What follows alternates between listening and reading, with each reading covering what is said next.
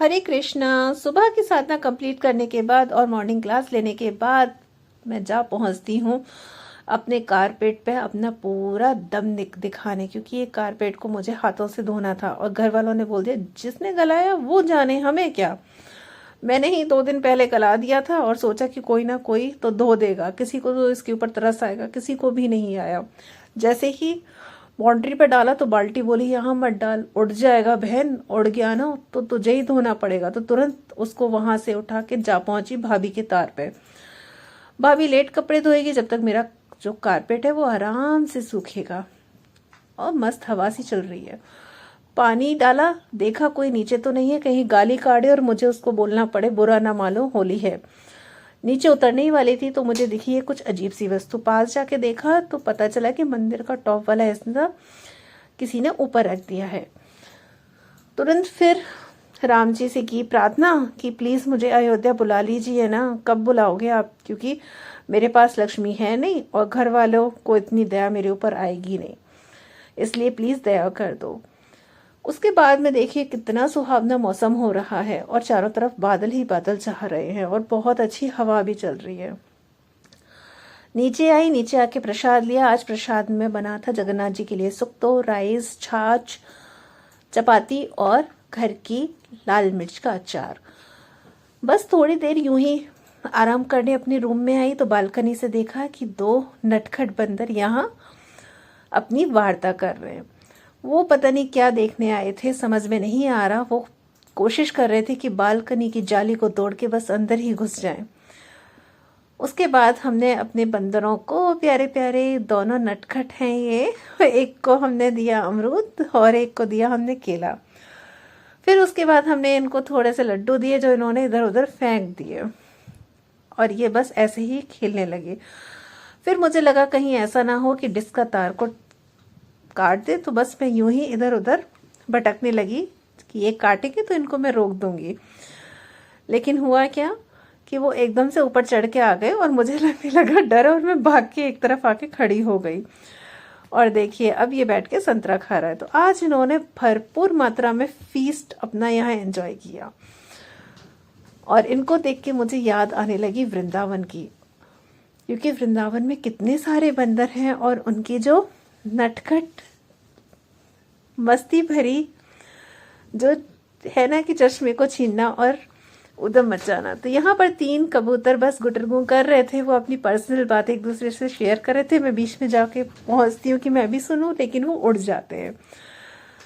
उसके बाद बस ये देखिए किस तरीके से पक्षी उड़ रहे हैं और कितना अच्छा लगता है और सुकून भी मिलता है। और यहाँ पे बंदर ने काटने की कोशिश करी तार को, तो मैंने भी बोला काट दे, जिसका तार वो जाने। बाद में पता चला कि वो तार तो अपना ही था, किसी और का नहीं। नीचे आई, नीचे आके अपना टूटा हुआ जो गमला है उसको फेविक्विक से चिपकाया, क्योंकि घर पे पता चल गया तो डांट पड़ेगी। 2 दिन पहले गमला है और तोड़ दिया। सेल्फी स्टिक को तोड़ा, उसको भी जोड़ने की कोशिश की लेकिन हमसे ना हो पाया भैया, इसको भी छुपा के रख दिया, क्योंकि घर में पता चलता है तो एक बार को प्रसाद जरूर मिलता है। उसके बाद की अपने जगन्नाथ किचन की एडिटिंग और लगभग 4 बजे ये 2 भाई आ जाते हैं और हमारे जो एसी है उसको नहलाने ले जाते हैं, क्योंकि एसी सर्दियों में नहाया नहीं था, ठंड बहुत ज़्यादा थी ना, इसलिए इसको नहलाते हैं, इसकी सर्विसिंग करते हैं और इसी टाइम ये भैया कर देते हैं शॉर्ट सर्किट और उसका जो खामियाजा है वो मुझे उठाना पड़ता है। घर वाले बोलते हैं कि 3 प्लग में तूने ही प्रेस लगाई थी, तेरी वजह से जला है। और ये देखिए ये कुछ इस तरीके से जलता है और मुझे हंसी आती है। साथ में बेडशीट भी जलने से बच गई, नहीं तो आज ढंग से आग लग जाती। और घर वाले बोलते कि घर ही जला डाला तूने तो। और मुझे बहुत हंसी भी आ रही थी और घर वाले बोल रहे थे कि कांड भी करती है और दांत भी दिखाती है। बारिश के बाद कुछ इस तरीके का नज़ारा होता है और मन करता है कि पकौड़े हों, लेकिन आज जो मैंने कांड किया उसके बाद पकौड़े तो क्या, खाना भी मिले वो बहुत है। सारी बातें भूलने के बाद मैं सोचा चलो अब थोड़ा सा कुछ मूड फ्रेश हो जाए, तो हम मूड फ्रेश करने के लिए फटाफट से अपने टेम्पल से आए हुए गोलगप्पों को बांटते हैं और ये यमी यमी गोलगप्पे खाते हैं। 4 तेरे 3 मेरे। हेल्दी भी थे, क्योंकि साथ में हमने इसमें कुछ चीज़ें घर की ऐड करी थी, और उस चीज़ का नाम है खीरा। खीरा वाला गोलगप्पा खाया और बड़ा मज़ा आया। गोलगप्पे खाने के बाद बस यही सोच रही थी कि आज बस भगवान कुछ गड़बड़ ना हो, क्योंकि अब कुछ गड़बड़ हुई ना तो सच में घर वाले पकड़ के मुझे धुन देंगे। मौसम कुछ इस तरीके का हो गया और कितना सुहावना लग रहा है। और इस गोलगप्पे खाने के बाद मैंने एक कांड किया था कि जो रॉड थी ना ट्यूबलाइट की, उसको साफ करते टाइम फोड़ दिया गलती से।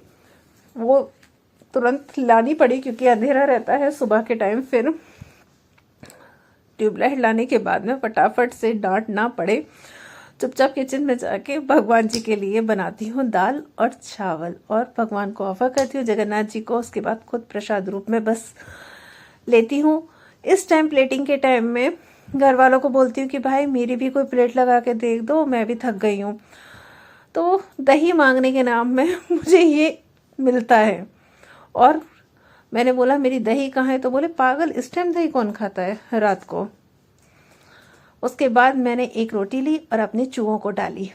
यहाँ बहुत सारे मोटे मोटे चूहे रहते हैं।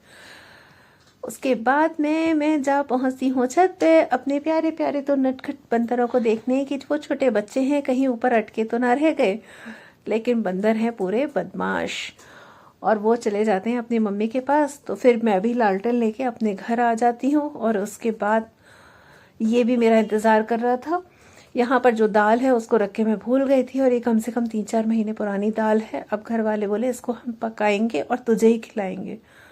मैंने भी 2 ज्ञान की बातें करी। मैंने कहा ये मेरे प्रारब्ध में ही नहीं है, जो चीज़ प्रारब्ध में नहीं है उसके लिए बिल्कुल नहीं रोना चाहिए। इतनी देर में मेरी मम्मी बोलती है कि घर में रहने का तेरा प्रारब्ध भी खत्म हुआ, चल अब घर से तू निकल।